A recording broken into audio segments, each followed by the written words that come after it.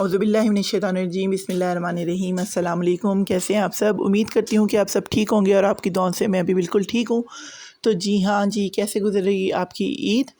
तो यकीनन मेरे जो ये सवाल है ये काफ़ी देर के बाद है, क्योंकि ईद को ये वीडियो जो है मैंने काफ़ी ईद के 5वें दिन बना ली थी, लेकिन बस इसको एडिट करने का टाइम नहीं मिला।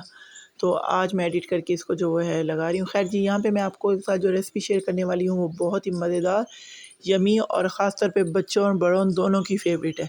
ये वो रेसिपी है जिससे ना बड़े इनकार करते हैं, ना बूढ़े इनकार करते हैं, ना बड़े। और ये वो चीज़ भी है जिससे भूख ना होते भी दिल चाहता है कि इंसान खाए।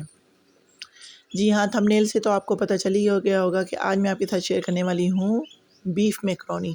चिकन मैकरोनी तो आपने बहुत खाई होगी, और आज आपके साथ मैं जो रेसिपी शेयर करने जा रही हूँ वो है बीफ मैकरोनी की। तो चलें जी, वक्त ज़ाया किए बगैर मैं आपको इसके इंग्रेडिएंट्स बताती हूँ कि इसके इंग्रेडिएंट्स क्या हैं। यहाँ पे जी मैंने मैकरोनी का 1 पैकेट लिया है, और 1 पैकेट जो होता है वो तकरीबन होता है 1 किलो का। तो यहाँ पे मैंने लिया है जी soya sauce, red chilli sauce, vinegar, और साथ ही में मैंने जो है ना 2 अदद 1 लीमू के 2 टुकड़े मैंने किए हैं। और इसका क्या काम है वो भी मैं आपको दिखाऊंगी। जी हाँ, और साथ में ये जो है सफ़ेद सिरका, ये तीनों सॉसेस जो हैं ये मैंने ली हैं। और साथ में ये देखें जी, मैंने मायोनीज़ भी लिया है, और ये लीमू लिया है। यहाँ पे मैंने लिया है जी टमाटर प्यूरी। टमाटर प्यूरी जो है वो आप कहेंगे कि अब इसका मैकरोनी में क्या काम। तो ये आप मेरी रेसिपी देखते जाएं, इंशाल्लाह ताला आपको बहुत ज़्यादा पसंद आई होगी। और ये देखें जी, यहाँ पे मैंने बीफ लिया है। ये बीफ भी मैंने 1 किलो के करीब लिया, और इसके छोटे छोटे पीस किए। इसको माइंस नहीं किया, कीमा नहीं बनाया, जस्ट छुरी से छोटे छोटे जो है ना वो इसके मैंने पीस किए हैं। खैर जी, इसको मैंने जो है अब बॉईल करना है, आपको दिखाने के लिए मैंने इसे रखा हुआ था। और साथ में आगे जी स्पाइसेस ऐड करूँगी, जो है वो है जस्ट नमक और ब्लैक पेपर पाउडर, क्योंकि ज़ाहिर सी बात है मैकरोनी के नाम से ये है कि इसमें स्पाइसेस और मसाले बहुत कम होते हैं। यहाँ पे जी एक मैंने कढ़ाई ली, कढ़ाई में जो है पानी वो ऑलरेडी बॉईल हो चुका था।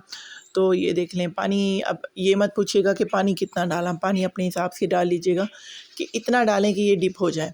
देन इसमें जी मैंने बॉईल करने के लिए जो है सबसे पहले इसमें मैंने डाले हैं जी, वो डाले हैं मैकरोनी।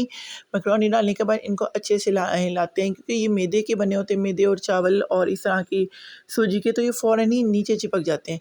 अब यहाँ पे इसमें जो मैं ऐड करने लगी हूँ वो करने लगी हूँ जी विनीगर, सफ़ेद सिरका, और इसमें मैं हाफ़ लीमू जो है वो निचोड़ने लगी हूँ।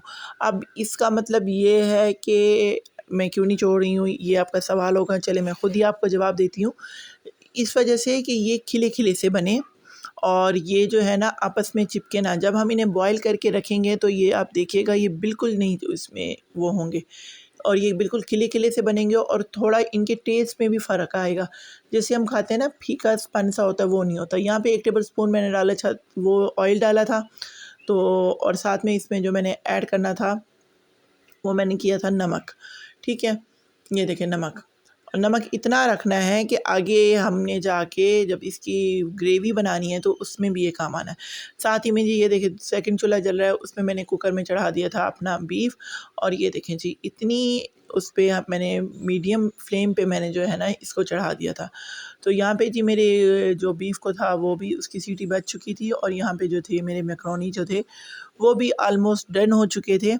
और मैं जो ये था कि इसको मैं थोड़ा सा चाह रही थी और नरम हो जाए। यहाँ पे जी ये देखें मैंने इनको निकाल लिया, बॉइलिंग के बाद पानी इनका निचोड़ लिया। और एक बात याद रखिएगा, जब आप इसे बॉईल करें, बॉईल करके आप इसे किसी बास्केट में या स्टेनर में जो आपके पास अवेलेबल है आप उसमें रखते हैं, तो उसके ऊपर ठंडा पानी हरगिज़ ना डालें, क्योंकि ठंडा पानी जो है ना वो चीज़ को वहीं पे डैमेज कर देता है।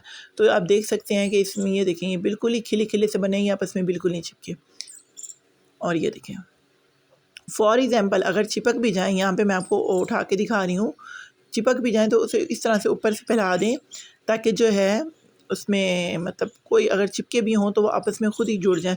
क्योंकि बाज़ दफ़ा हाथ से कुछ मेरी बहनों को या माओं को एक्सपीरियंस नहीं होता, बच्चों की ज़िद में आके वो बना तो देती हैं, लेकिन ज़ाहिर सी बात है वो एक काफ़ी हमारी ऐसी फैमिलीज़ हैं जो जस्ट देसी खाने ही करती हैं। और इस तरह की जो चीज़ें हैं ना वो अक्सर मैंने घरों में देखा, मेरे गांव में तो बहुत कम कॉन्सेप्ट है इस चीज़ का ना कि नहीं बनता। यहाँ पे जी खैर मैंने एक ली पतीले में जी मैंने डाला ऑयल, ऑयल जो है आप अपने हिसाब से डाल सकते हैं कि आपको ज़्यादा पसंद है तो ज़्यादा डालें, कम पसंद है तो कम। और यहाँ पे मैंने जो है प्याज जो एक अदद बड़े वाला चॉप किया हुआ था वो इसमें मैंने डाला और इसको जो है मैंने किया फ्राई। अब फ्राई इसको इस तरह से करना है कि इसको सौते नहीं करना है, इसको हमने लाइट ब्राउन करना है।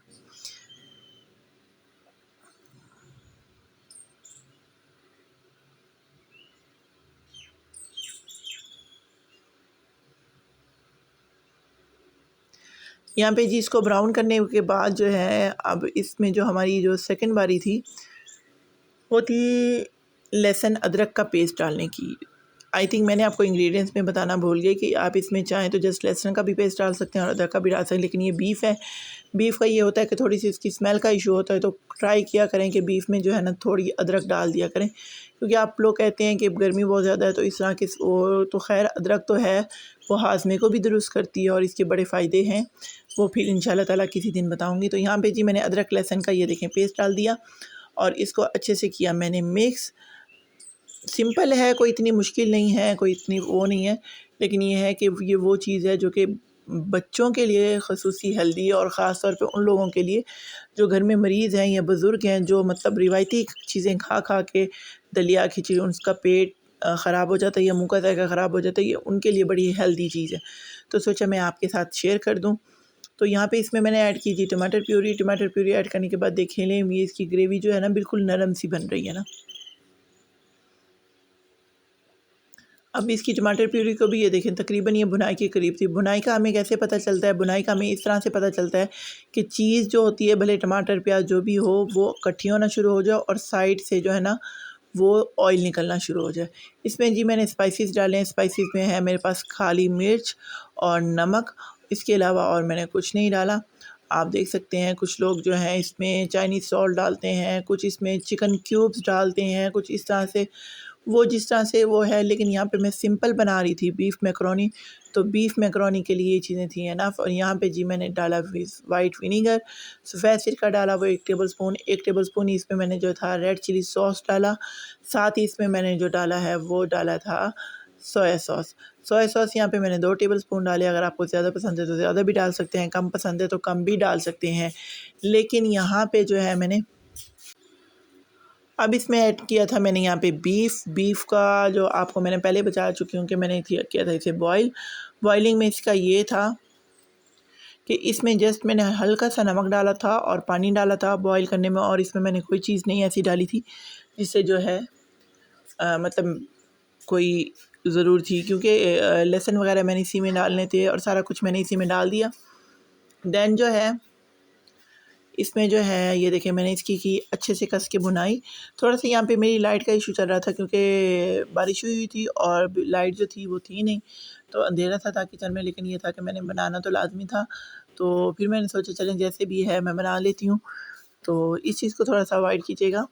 तो जो लोग मेरे चैनल पे न्यू हैं उन्हें वेलकम, और जिन लोगों ने अभी तक मेरे चैनल को सब्सक्राइब नहीं किया उनसे मेरी रिक्वेस्ट है कि मेरे चैनल को सब्सक्राइब करें, लाइक करें, शेयर करें, अच्छे से अच्छे कमेंट करें, और आपकी जो भी सजेशंस होगी मेरे लिए बहुत मायने रखती है। और कोशिश करें कि मेरे चैनल को एटलीस्ट अपने 5 कॉन्टैक्ट्स में जो है ना वो शेयर करें। यहाँ पे जी गोश्त की हो चुकी थी बुनाई, और ये देखें आप ग्रेवी इसमें जो है ना बिल्कुल ही वो हो गई थी, शामिल हो गई थी गोश्त में। देन जो है इस गोश्त में मैंने ऐड किया थोड़ा सा इसमें